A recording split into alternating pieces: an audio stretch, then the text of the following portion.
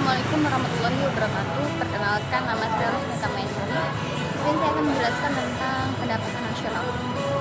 Pendapatan nasional adalah pendapatan yang diterima oleh seluruh rumah tangga keluarga suatu negara dari penyerahan faktor-faktor produksi dalam satu periode, biasanya selama 1 tahun.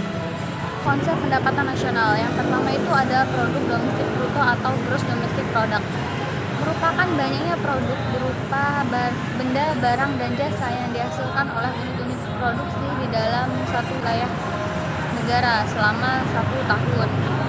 Yang kedua ada produk nasional bruto atau gross national product, meliputi nilai produk berupa benda, barang, dan jasa yang dihasilkan oleh warga suatu negara selama 1 tahun, termasuk hasil produksi benda, barang, dan jasa yang dihasilkan oleh warga negara yang hadir di luar negeri, tetapi tidak termasuk produksi luar negeri. Yang keempat ada pendapatan perseorangan atau personal income, adalah banyaknya pendapatan yang diterima oleh setiap orang dalam warga, termasuk pendapatan yang diterima tanpa melakukan kegiatan apapun. Pendapatan perseorangan juga menghitung pembayaran transfer atau transfer payment.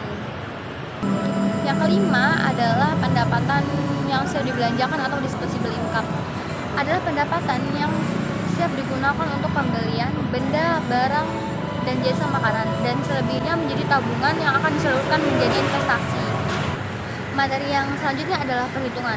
Pendapatan negara mampu dihitung dengan 3 cara pendekatan. Yang pertama adalah pendekatan pendapatan, yang kedua ada pendekatan nasional, yang ketiga ada pendekatan pengeluaran.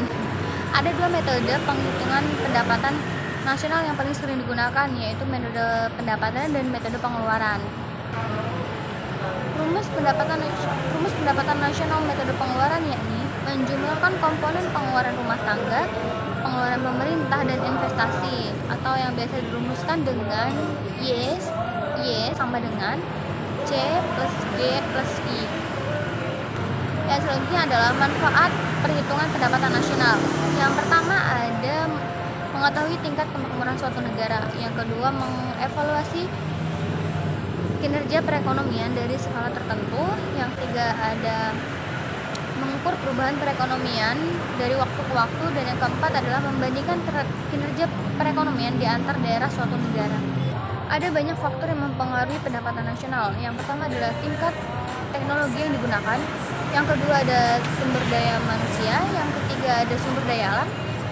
Selanjutnya ada stabilitas keamanan, ada konsumsi, tabungan, dan investasi. Ada juga masyarakat negara tersebut memiliki ilmu pengetahuan yang tinggi, dan yang terakhir adalah kebijakan pemerintah di negara tersebut. Kesimpulannya adalah melalui pendapatan nasional kita dapat mengukur pertumbuhan suatu negara atau seberapa besar kemakmuran masyarakat pada suatu daerah, karena pendapatan nasional berasal dari penyerahan faktor-faktor produksi dalam RTK atau rumah tangga keluarga. Materinya udah selesai, dan demikian tadi materi yang dapat saya sampaikan. Apabila terjadi kesalahan, saya mohon maaf yang sebesar-besarnya, dan apabila terjadi salah-salah kata, saya juga mohon maaf. Saya Rosmita Maisari, terima kasih, dan wassalamualaikum warahmatullahi wabarakatuh.